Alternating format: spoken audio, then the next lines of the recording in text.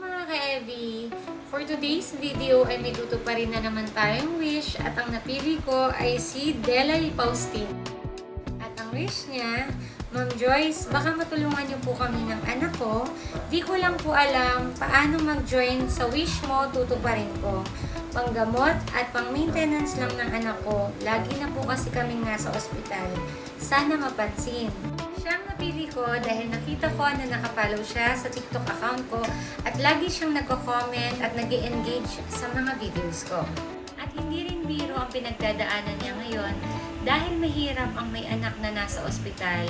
Talagang wala kang peace of mind lalo na't wala ka pang pera. Kaya naman ikaw ang napili ko dahil sa maliit na halaga ay makakatulong ako sa iyo. Kaya isend mo sa akin ang details mo para may-send ko sa iyo ang wish mo. Kaya ikaw, sa mga nanonood dito sa mga TikTok videos